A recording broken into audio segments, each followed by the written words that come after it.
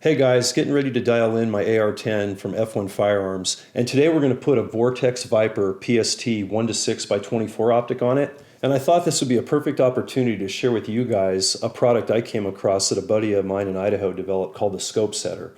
This is a device that allows you to get that perfect reticle alignment when you're mounting any optic on a Picatinny rail system with a set of rings and take all that frustration out of the process and make it fun at the same time. And I'm not suggesting that mounting the scope is necessarily difficult, but getting shift and cant when you go to align your reticle in your scope can sometimes be difficult and frustrating. This scope setter is so cool because you can do this off the rifle, at your kitchen table, anywhere where you have a flat surface, and the scope setter allows you to get that 100% perfect alignment that you need before you even put the optic on the rifle, so you take that guesswork out of the process. The scope setter is very robust, made out of 6061 aircraft grade aluminum.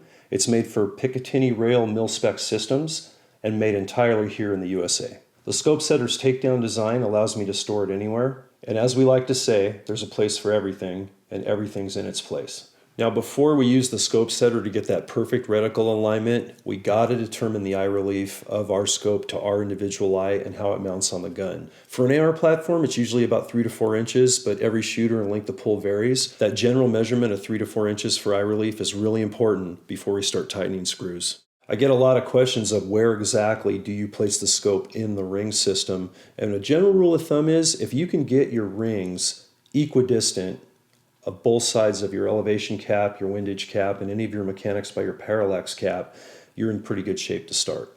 Now that we've finished establishing our eye relief, we're going to get to the business of using the scope setter to get perfect reticle alignment with our scope. First thing you want to do when you pick up the scope setter is find the red screw in the bottom of the base piece, unscrew it, and take the two main pieces apart.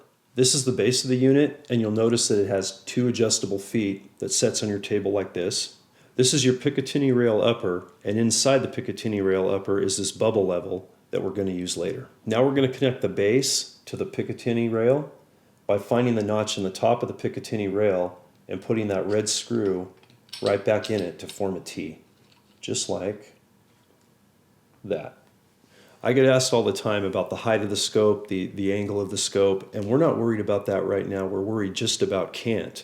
And your table surface doesn't even need to be level because we have adjustable feet on the scope setter to get a level surface to get that perfect scope alignment. Now that we've got the assembly put together, we're going to take the bubble level and we're going to put it at the front of the Picatinny rail just to establish that we're on a level surface. If we need to use the adjustable feet to make that adjustment and get perfect level, we can do that in a matter of seconds. And as I'm looking at this bubble, it's spot on, so we know we have a perfect level surface to start the next process. And don't completely put this away because you're going to need it later in the process. Next thing we're going to do is we're going to take our ring base and we're going to put it on the Picatinny rail. It doesn't matter exactly where on the rail it goes because this is not on your rifle. This is just to establish perfect reticle alignment. So we'll start there. Our base is finger tight and locked in. Next step is we're going to take our optic, and here's our turrets, and we're going to make sure they are about equal distant between both rings so nothing's in the way of the mechanics of our optic. And then we're going to take this bubble level again, and we're going to put it right on top of the elevation turret to verify that we are level and make any adjustments we need to get perfect level. And there we are. Next step, we're going to take the top of our rings, get them started with the base rings, and remember that as you tighten these down, you might have that reticle cant left or right. It happens all the time. So you keep your level there on top of the elevation turret and use your torque as you're setting your screws, keeping that level in mind to make the adjustments you need. One thing we're going to want to do before we do our final tightening on our ring screws is we're going to hang a Plumb Bob, and we're going to verify that what we see in the scope is level matches up with the Plumb Bob we see as a reference. Creating a Plumb Bob is really easy. Some 550 cord works great. If you hang it from the ceiling or from the top of a door frame hanging off of a hook with a little weight on the bottom, it's a real simple way to let gravity work for you and get a perfectly level, straight line. And the last step before I tighten everything down on my ring screws is I look through the scope. I can see that my reticle is perfectly aligned with the Plumb Bob, giving me the exact reticle alignment I need, perfectly level. All right, guys, there it is. We've torqued our ring screws to manufacturer specs only after we saw a perfectly aligned level reticle with the Plumb Bob.